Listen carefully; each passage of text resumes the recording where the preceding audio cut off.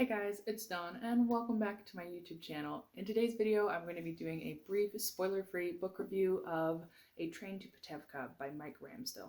Today's video was supposed to be Caraval by Stephanie Garber. However, I had a lot of stuff going on over the weekend and didn't get as much reading as I wanted to, so I'm only about halfway through this one. So this will probably be next week's book review.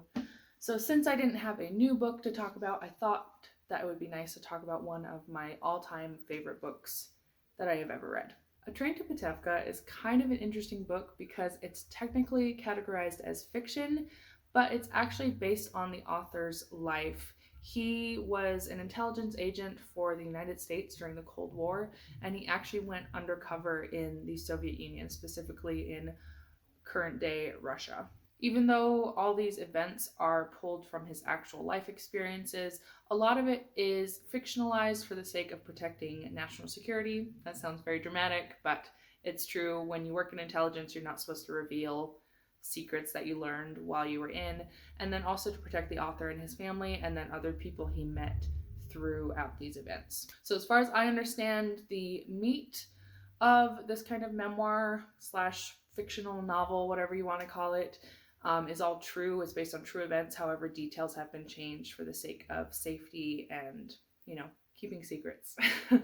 So the way the author decided to construct his memoirs, his experience, is really interesting because in kind of the center of the story, you have kind of an overarching plot, which is him being on a mission that fails in the Soviet Union. So suddenly, his cover's been blown. He's on the run from the KGB. It's very exciting. So he's trying to get to a safe house and then get back to the embassy and all this kind of jazz. So that's kind of the main storyline, and kind of woven into that, you've got his experiences of training, in preparation to perform intelligence missions. And then this really cute storyline of how he met his wife, Bonnie. So it's all woven together really, really well, even though he's an amateur writer. But it's really enjoyable. He did a very good job. Since I threw out the term amateur writer, I feel like I have to explain he is not a writer by trade. This is actually, I think, his only book. But obviously he shared a lot of his stories and experiences with his family members and close friends, and they just kept pestering him like, hey, you need to write this down. You need to make a book, and he kind of drug his feet for a long time. He writes about it in the beginning, kind of in the foreword to this book. But, he kind of started writing things down and batting around how to put it all together, make it cohesive.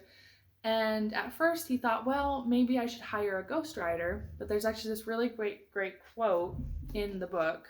He had talked to a friend who was a professor at a university and asked for advice. And his friend, if I can find the quote, told him, Mike, you've got to do it yourself. No one will care as much as you to get the stories right.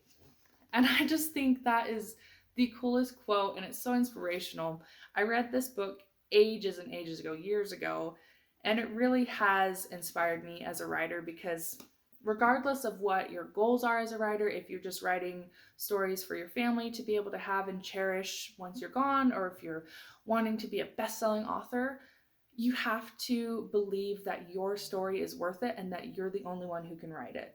And if you're able to believe that, it can really empower you and motivate you to finally put those words down on the page. So I love that opening that he puts in there. Despite the fact that Mr. Ramsdell is not a writer by trade, he actually does a very, very good job crafting his narrative. You can tell a lot of time and effort went into this.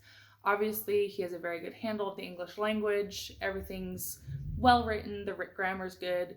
The only thing I noticed, and I think this is just because it's self-published, it's kind of an older edition, but there are some small formatting errors.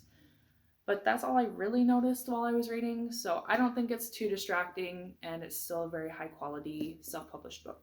I highly recommend this book to anyone who is very interested in Russia and Russian history, or if you're interested in the history of the Soviet Union or the Cold War. This is a must read if those are kind of your areas of interest. Other than that, I just think it's a great story. There's a lot of really inspirational things that happen throughout the events that he's recounting. And even if you don't care that much about the history around all this, there's some good stories in here, and I think they're well worth reading.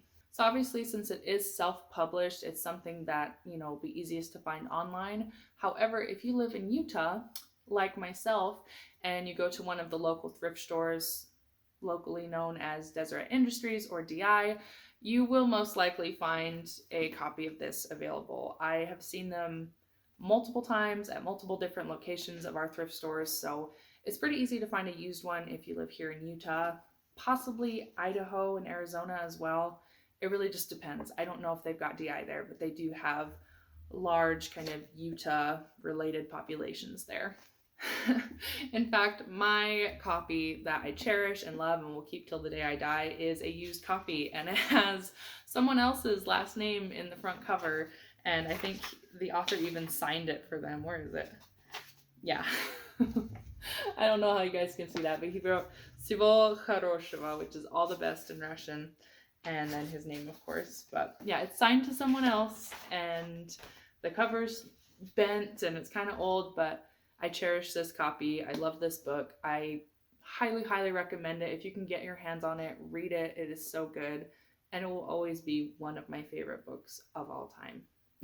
I just got sight of my cat. He just like poked his head up and was like, hello.